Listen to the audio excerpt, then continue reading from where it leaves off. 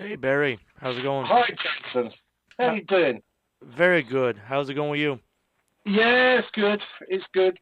Nice and hot over here at the moment. What's the weather like where you are? Well, there's good weather down here in Nova Scotia, Canada as well. Wow, that's cool. Very nice. We cannot complain of the weather we're having. Everything's great. Yeah, that's nice to hear.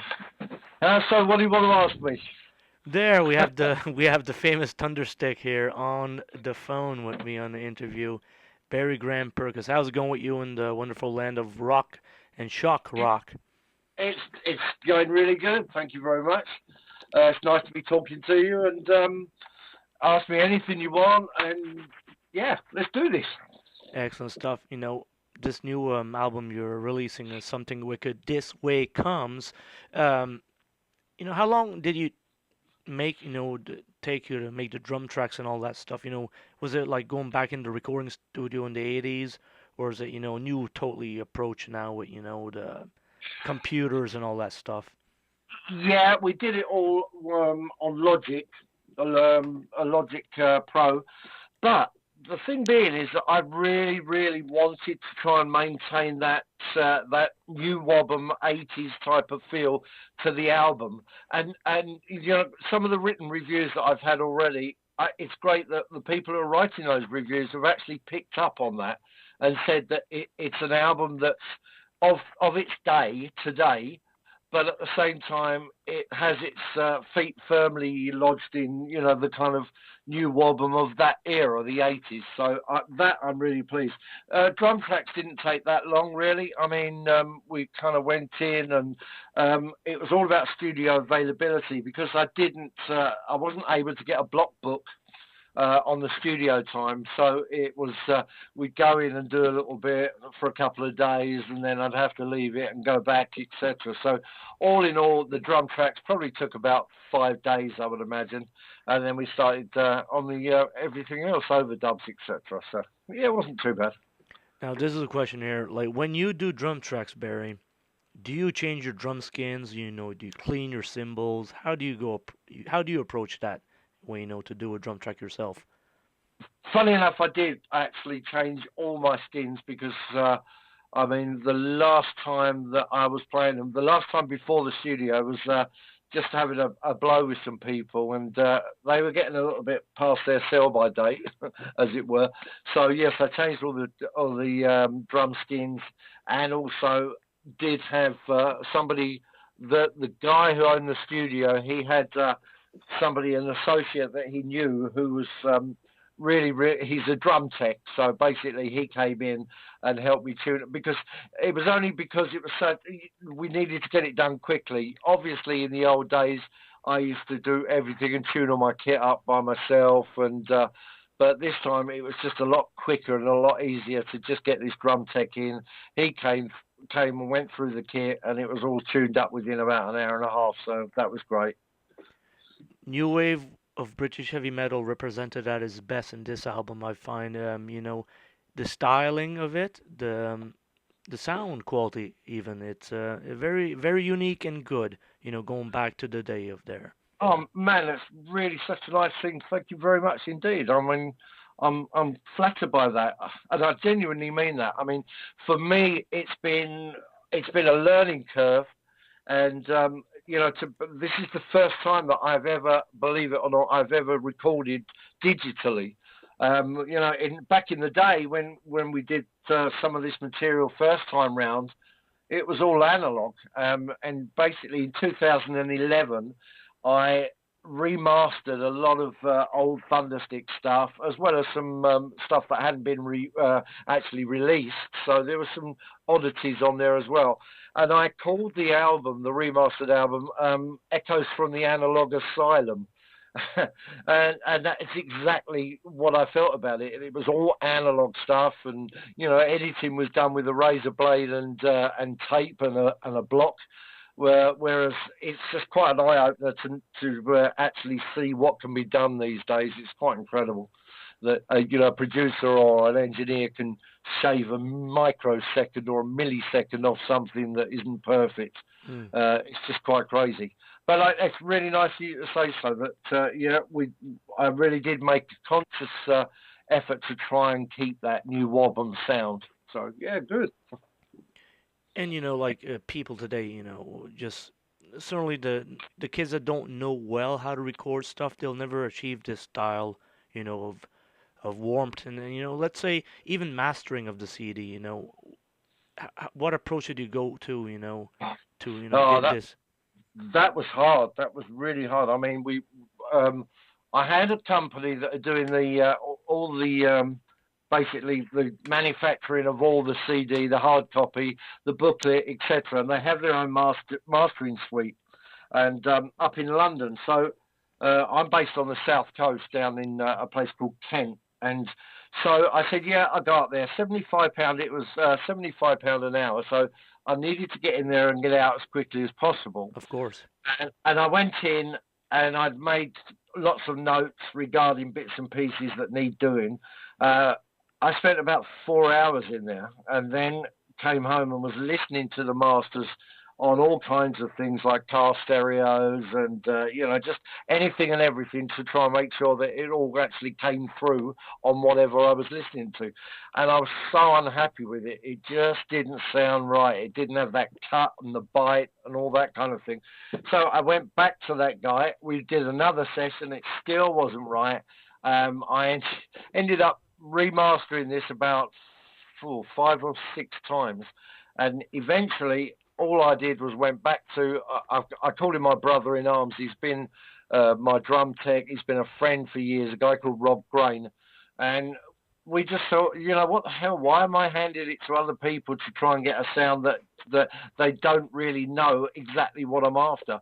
So in the end, Rob and I did it, and I'm really pleased with it.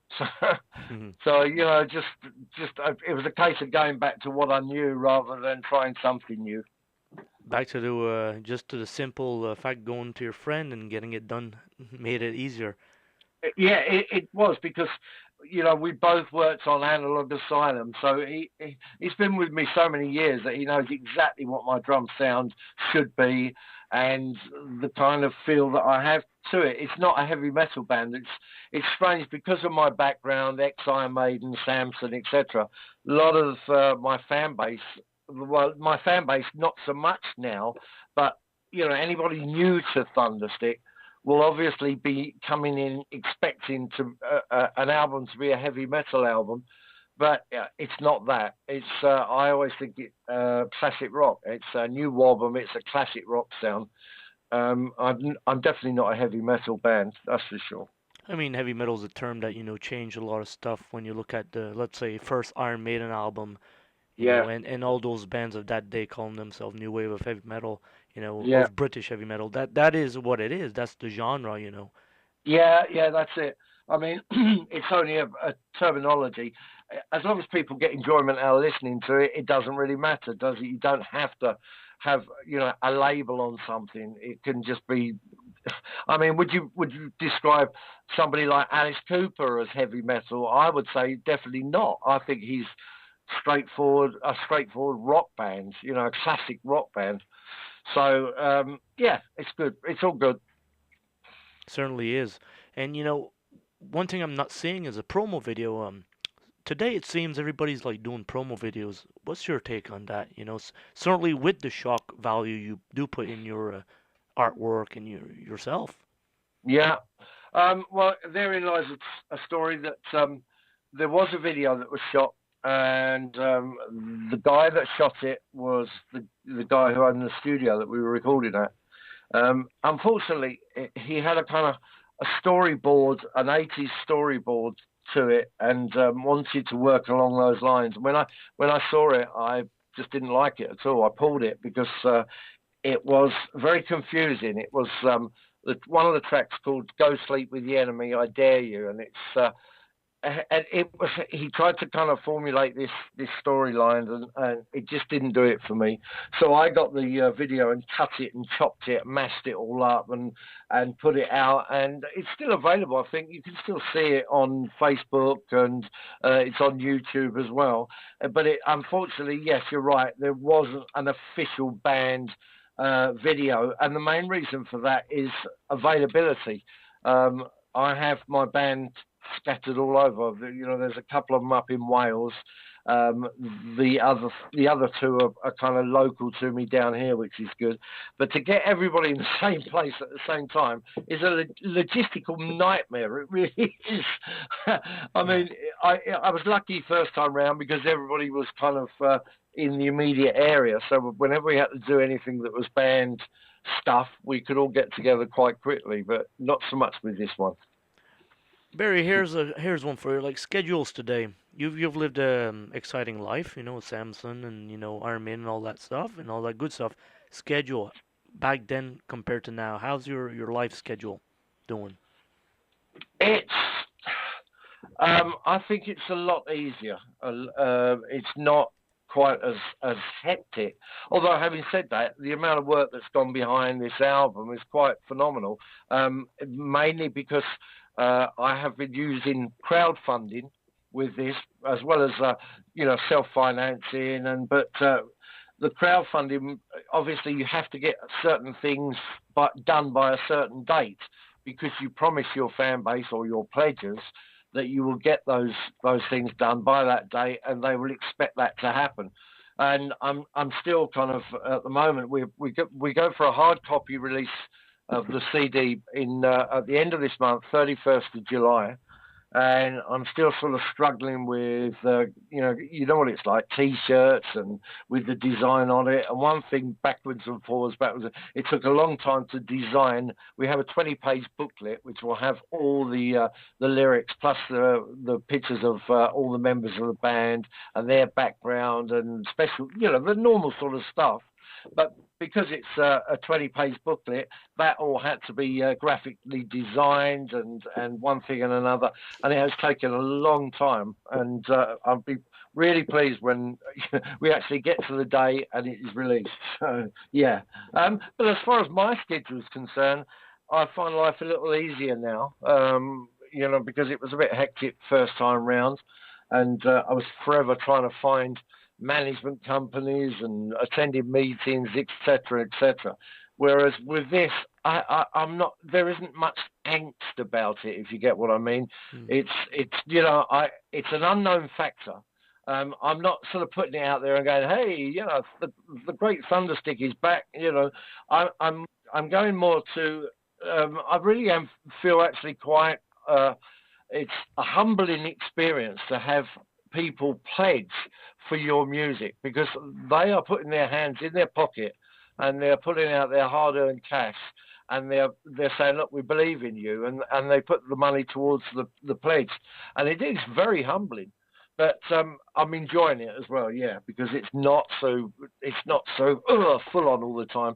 The band, they'll do different things, and so they're working within their own projects, etc. And I haven't got a band going, what's happening tomorrow, what's happening next week, we need to know. And I haven't got any of that anymore, so that's quite a relief. And for those pledges, you're looking into your old collections and stuff. How much did you look into your archives to find stuff to offer the fans? It wasn't too bad actually. Yeah, we had quite a fair amount. There are the old standbys such as signed drumsticks and cymbals that I've managed to smash up along the along the way and sign those, and just stuff like that. But most people are going for just the download with an extra track that we're going to put on, or just the CD or signed CD, stuff like that. So that's all pretty easy to manage to get out to the fans as quickly as possible. And we did see your pledge has done better than what your expected was, which is 100. You're higher than 100%, which is awesome. It is indeed. That's what I mean.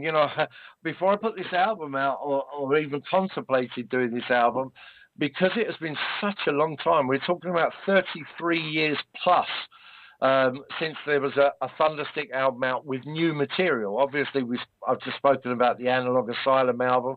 That came out in 2011, and there were only two tracks on that hadn't been released before. all the rest of it was just me remastering. So yeah, it's quite amazing that everybody's believing in it, and 33 years after the event. That's so good. You Oh, know, it is. excellent. Female fronted bands, which you are a female fronted band, the idea always sticks that it has to be that. I'll tell you why I did it. Way back in the day when I was with Samson, there was a movement in this country of women's emancipation. It was called the, Women's Lib Group, and it was all about equality for, and rightly so, all about equality for women. However, at that precise moment in time, there was a notorious guy who was breaking into people's homes and was uh, actually he was raping women. He decided that he would wear a mask, and it was very similar to the mask that I was wearing within Samson. And so the women's activist group got hold of this idea, and they would find out where we were playing. They would rip our posters down because on the mainstay, our posters usually had a big picture of my face as Thunderstick, and they were ripping them all down. So when I then did put my band together, and I thought, what I'm going to do this time round, I'm going to put a female vocalist at the front, and then if there is any kind of comeback, I would just turn around and say, go and talk to her. She would tell you exactly how she's treated within the band, and the idea of me sort of belittling anybody, especially women, to belittle anybody in any way on stage was just so far from the truth. Thunderstick was, I thought of Thunderstick as um, he's a kind of knockabout character, he's a larger than life character, and the last thing I would ever want would be anything, associated with any of that sort of stuff. So yes, it was comparatively new as well. Not many bands, rock bands or metal bands, had a female vocalist at the front. Of course, there was people like Doro Pesh in Warlock. And then there were whole girl bands like Rock Goddess and Girls School and bands like that, but not so much having a band that was a female up front. So Right. we kind of just we like to think it was a bit groundbreaking at that time. Absolutely is, and it still is today, and you've kept it going like that, which is great, and I'm sure Jody Valentine's would enjoy that as well. That Yeah, true? yeah, indeed. I mean, the whole album. You mentioned Jody now. The whole album. I've undertaken this album, and the main thing that has driven me to do it was the unfortunate death of Jody Valentine last year. Not so much the way that she died, but the fact that she had early onset Alzheimer's disease, Hmm. and she was put in a home, assisted care home, for around 5 years. Now, there was a volunteer, American guy, because when Jodie went back to the States, she stopped singing completely. She went back into um, piano tuition because she had a degree in classical piano. She just gave up singing and went back to the States when we separated and went her own way.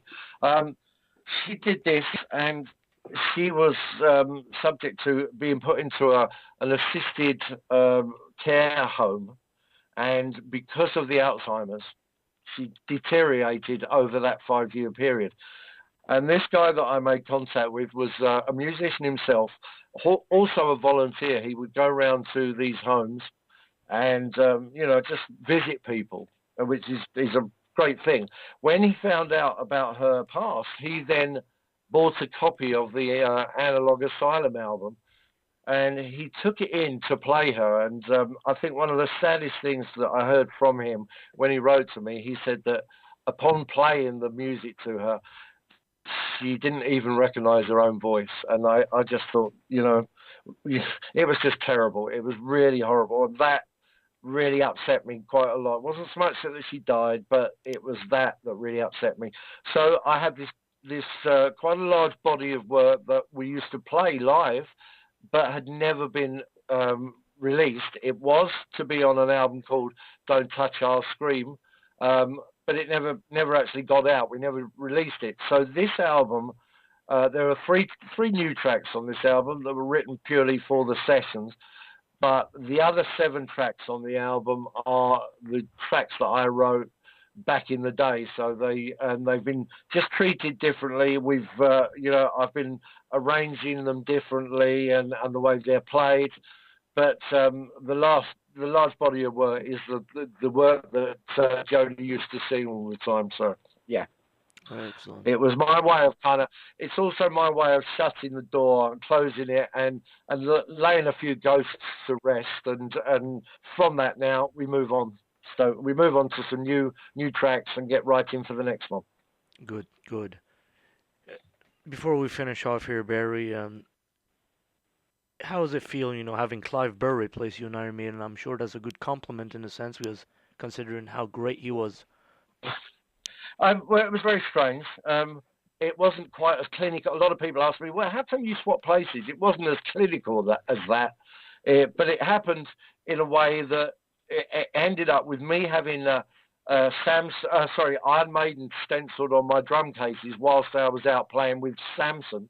And likewise for Clive with Iron Maiden and playing with Samson, Samson, stenciled on his drum cases. The way it all came about was quite strange because we had a heavy metal crusade. Because I'd played with Iron Maiden, I suggested, because we were looking for a support band, this is Samson, we didn't know who to put on the bill, and I said, well, why not try Iron Maiden? They came out with us, and we finished this tour, and just before Christmas, I got a phone call from Steve Harris, and he was explaining that the drummer they had was getting weak in his arms because what was happening was that they would go on stage and the faders would be quite low on the kit, but by the end of the gig, the sound engineer had pushed the faders up as high as they would go because he was getting weaker. Was I interested in rejoining Iron Maiden? So I had that to deliberate over throughout the Christmas period. I went and played with them 2 days after Christmas, and they hired a drum kit, and I went and played with them. And I was asked, well, what do you think? And I wasn't able to give an answer because they didn't want Thunderstick. By this time, Thunderstick was taking off in its own right. The image, I was lucky enough to get a front cover of quite a big music publication over here called Sounds, Mm-hmm. and I got that. And then inside there was a great big 2-page pullout where the words Kerrang and New Wobham were very first excuse me, they were very first written down, and from that, obviously, as we know, it all happened after that. And so I had to deliberate, and I just said I need a couple of days to think it over. And during those couple of days, I think they were really desperate to get a drummer as quickly as they possibly could because they had commitments and I had commitments with Samson. And so we kind of just left it at that, basically. There was never a phone call that came in and said, well, sorry, we're going to give it to somebody else or anything like that. It kind of just fell apart. And then suddenly, while we were in the studio, a good friend of ours, a guy called John McCoy, phoned up and said, you never guess who's got the gig with Iron Maiden. And, of course, it was Clive. So, yeah, it was great. A great drummer as well. Clive was a really good drummer. Yeah, Clive was a excellent drummer. What do you think? Do you like Nico or do you like Clive? Because there seems to be two very strong camps regarding that. Anybody that really, really loves Clive's drumming doesn't tend to kind of follow Nico that much, and then there's the vice versa. So, what do you think? Two different drummers, totally. First of all, my favorite Iron Maiden album is Killers, Paul Right. Di'Anno. So I say always Clive Burr is the drummer. Yeah. Even if you listen to Number of the Beast album, whatever he's doing, it's powerful. He plays that Yes. hi-hat very, very well. Yeah. Yeah. He was a very good drummer. He was, And yes. in fact, the last time I saw Bruce was at Clive's funeral. I mean, Yeah, it's sad. I mean, there's a lot of people. When you start getting to a certain age, you tend to start meeting instead of meeting at a club or somewhere. You start meeting at funerals, which isn't so good. No, It's not good not. at all. When's the last time you have seen Paul Diano? Oh man, that's a long time ago. Uh, I would say around that time. Okay. And I mean, I think somebody said that he's in a bad way. I haven't heard or seen anything, but he was having some real trouble with his spine or his legs or something like that, and Mm, finished off a lot of gigs in a wheelchair. I heard, but yeah, it's not and you good. probably know better than I do. Yeah, that'd be true from what I've seen on Yeah. YouTube. Not good. Oh, really? No, that's not good. But pleasure talking to you, Well, Thunderstick. thank you very much, sir. Yeah, a pleasure to talk to you as well. Well, this was great talking about everything we needed to and all the subjects touched in this interview. So you have a great week and a weekend, and we'll talk to you again back in the future. Thank you very much, Jason.